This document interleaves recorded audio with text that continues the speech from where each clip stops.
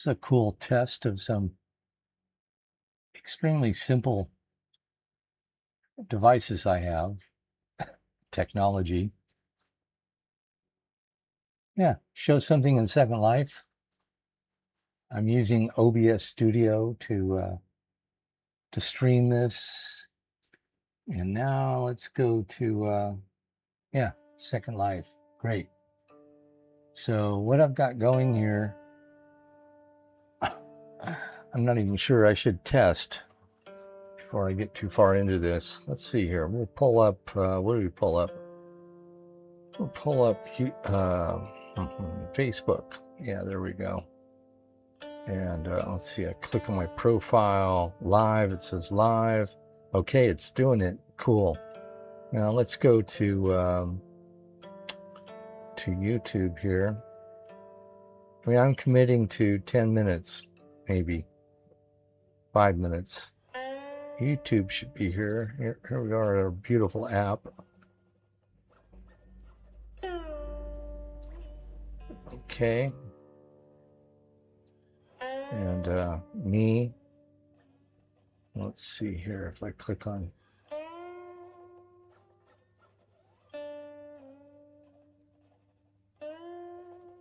Yeah, okay. It's on there too.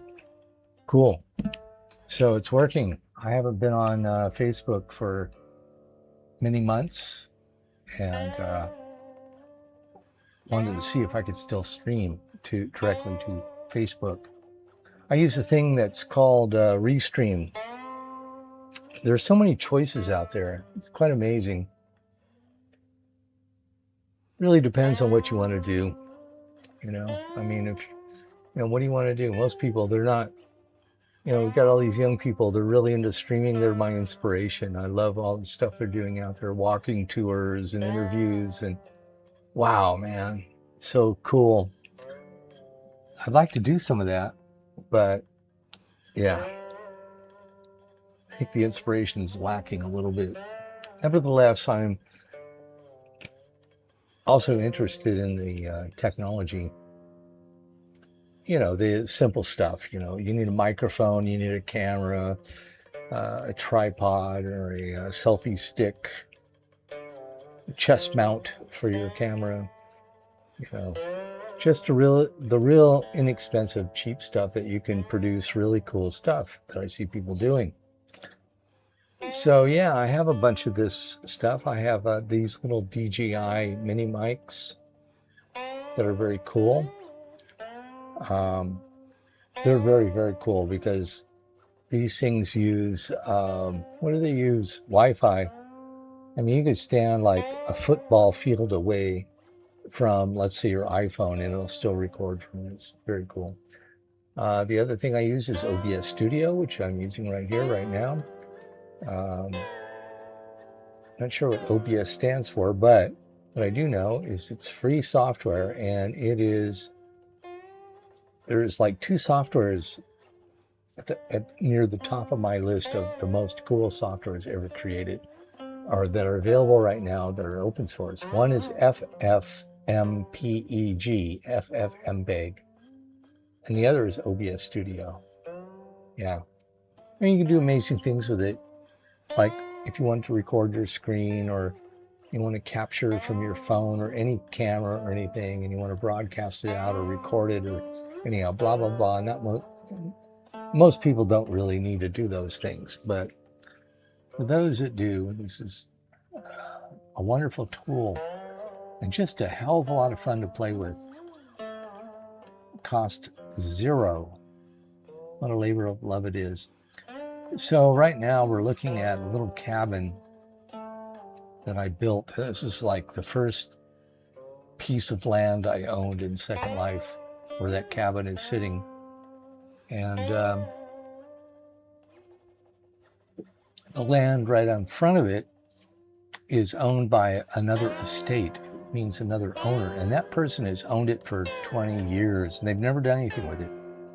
And I've always thought that they had this, you know, there's a river there. If you look over to the left there, that property underneath that river is Linden Lab property. So Linden Lab is the owners of Second Life. So they have these waterways that are just always open and free for anybody to cruise through. Nobody can own it except them. That's cool. Now, this little piece of property here, and I may zoom out to show you, it's a little tiny island in front of my cabin. So this is my cabin. And again, this is a test for streaming. And I'm going to check YouTube and I'm going to check Facebook and say, wow, I streamed this with OBS and it worked from inside the game. We call it a game. Second Life, is it a game? I don't think so. And yeah, that's the test. And testing the mini mic. I'm watching the levels. It seems like it, excuse me, looks like it's okay. Good. Yeah, Second Life, streaming. Who cares? Virtual reality is a cool thing. Second Life achieved it. I mean, they've done it. They've created a place where you can, you can create an avatar, a being, and you can go walk around with it, and it could be anything you want. And there are just all these creative places. Everything in Second Life, except for the stuff, like I said, the river that's created and maintained by Linden Lab. Almost, I'd say 90% of Second Life, which is gigantic, is all maintained and created and generated, built by residents of Second Life. And that's cool. I mean, virtual reality, what is it? I mean, like virtual sex, what is that? Yeah, virtual sex. I've tried it. It's interesting. It actually, it can work. I mean, that's nothing new. People get stimulated by phone calls, phone sex. But here in Second Life, you can have like, a very realistic kind of sexual experience. And what's that all about? And there are just so many ways that you can express yourself. Now, a lot of people that go into sex, that's a great thing. I have some great stories about all of that I could tell sometime. Second Life has kind of segregated it so that, there are areas for that sort of activities, and then there's the mainlands and all that. So, yeah, Second Life, man, I've been into it for over 20 years. And, yeah, I wouldn't recommend it to anybody, really.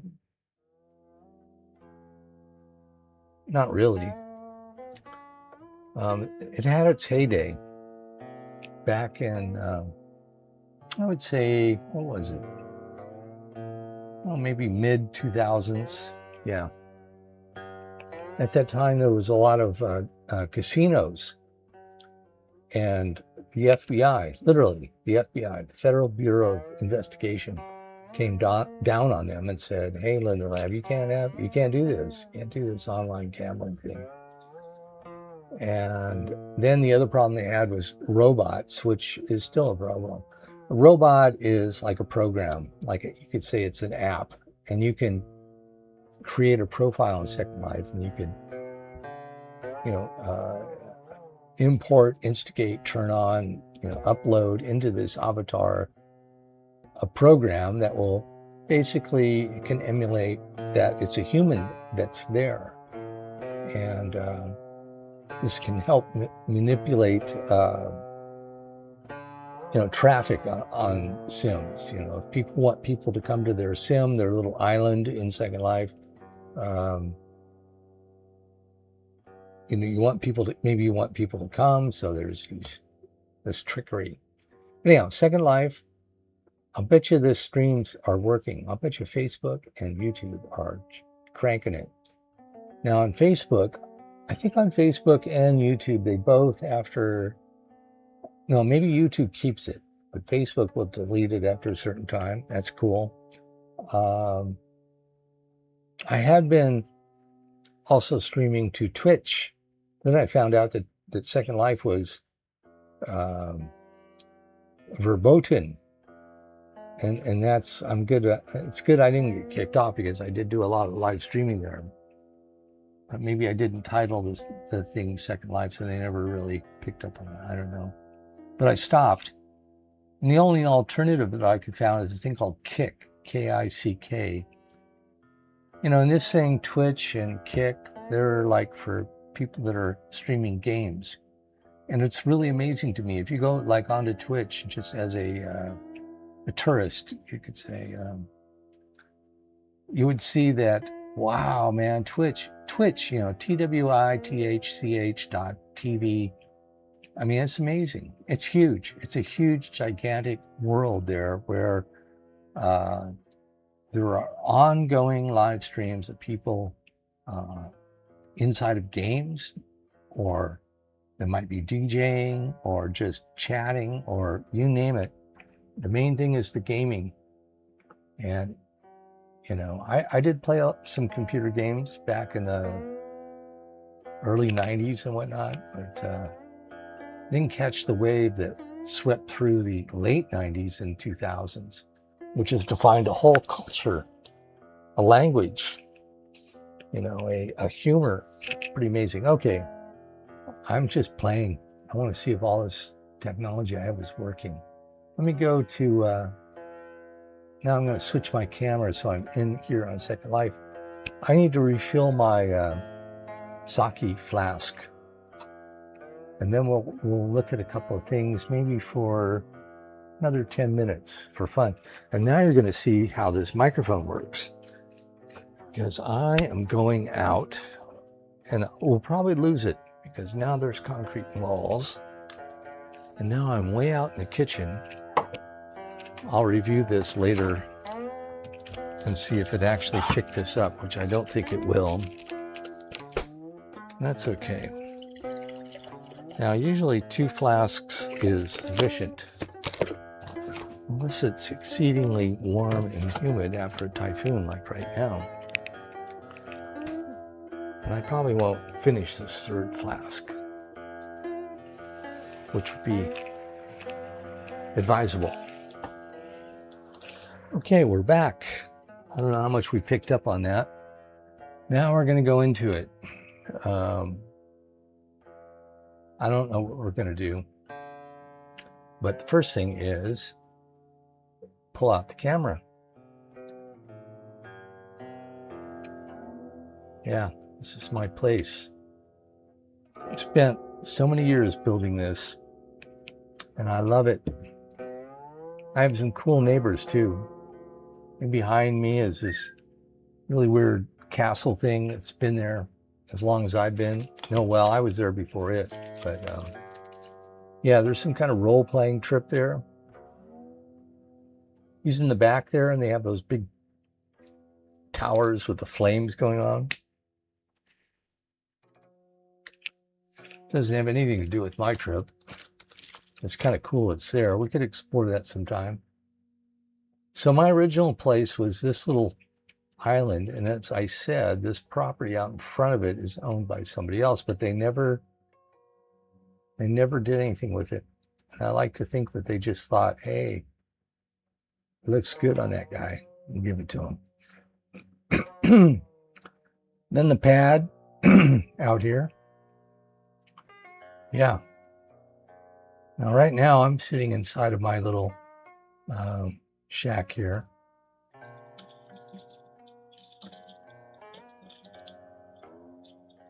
This is a cool place. I like this place a lot. I've spent a lot of time here. It's a virtual world. I mean, you're looking at a screen. You're looking at like a picture frame.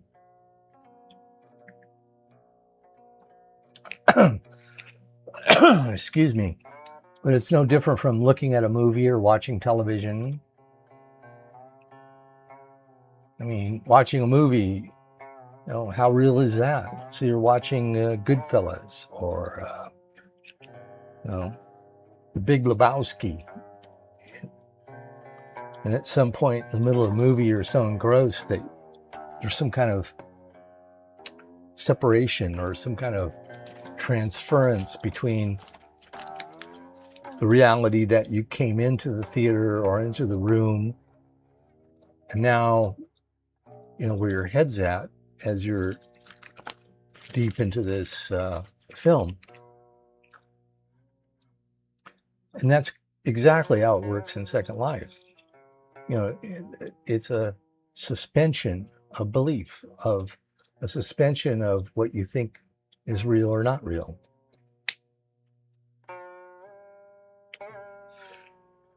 Now, in Second Life, in this view, what we're looking at, it's pretty obvious it's not real.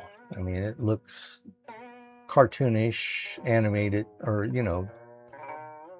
computer graphics.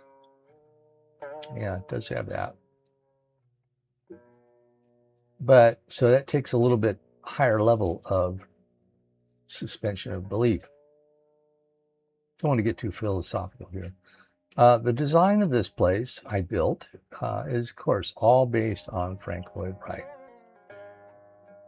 The idea is, kind of cantilevered, low, compressing kind of roofs, but also, I forget what clerestory is. Is that what the word is for windows that are on a roof like that?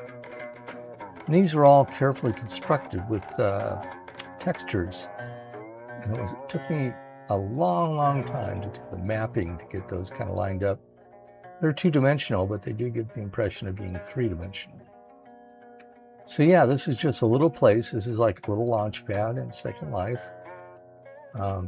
These lamps are interesting. They actually exist across from me at a new apartment building called Miho. And they have some benches where they have lamps like this, which cross benches like this over here, exactly like that. And I thought they were such a cool design that I built them and incorporated them into my little space. Oh yes. Is it Mizu? Yeah. After going to Japan a couple of times in the last several months, that became something that had to be here. All right, let's see. I don't know how far. I want to go maybe another 5 minutes. What else can we do here? I've explored a lot of my place before. We could take a look again. Why not? Yeah, some parts I haven't. So here what we can do is, I'm in a pose right now. Let's see here. All right, here we go. Stand. Okay, now I'm standing. I'm going to go outside. Oh, here, this is cool. It's my neighbor over there. I assume it's a woman for various reasons. And she, in fact, it is a she, has been there for, I don't know, 10 years maybe? No, maybe, I don't know, 5 years. And she's really got a great place over there. We can do exploration of that sometime. The cool thing is in Second Life is you have these cameras. So if I wanted to go into like her living room, it's no problem. Like I said, we'll do that another time. She's been over there for years. At first, and she owns a pretty significant piece of property, but at first she used to change her house like every week. In Second Life, you can buy these prefabs. Some of them are extravagant. They can be castles even. This is a prefab, which she has, but she finally decided on this one a couple of years ago, and she stuck with it and just developed everything around it. I mean, all the foliage, the shoreline there, the rocks, the little piers, everything there you see is stuff she did, just like me. I did everything here. Except for the land. You see this land here? I can terraform it, raise it up and down, but it's kind of built in. But beyond that, I can do trees and shrubbery, rocks. And that's all of this is what I've done. And here is the edge of my property on this side. And there's another neighbor over there who has quite an amazing place. And I use this kind of like to mark the edge. Another place over there to the right. Definitely worth exploring. Yeah, some really cool stuff. This place has been there for years too. And this is just within the view of my house. You couldn't believe what's in Second Life. You know, people talk about Minecraft, which is phenomenal, but Second Life is beyond anything. Meta tried to do it. Zuckerberg, yeah, he tried to come up with something, but it was absolutely a zero compared to Second Life. So where are we at here? Let's see. I'm going to go for 10:30, which is like 3 or 4 minutes. That's going to conclude my righteous streaming test. And what can we see? Well, let's go back here. Here's my pad, my main pad. Yeah, Dal Lodge and Second Life, man. Decades in the making. And it's really simple. Just based on Frank Lloyd Wright, everything I learned from him. And here we come up to the back of my property, which is up against this castle behind me, which is cool. We've got a back door to a little meditation room there. And you can see the wall of the castle extends back there. And we're good neighbors. We don't, you know, because sometimes you can create objects and they kind of overhang into the neighbor's yard, just like in real life. And then, yeah, but we're cool, man. Okay, the back here is just really kind of sparse.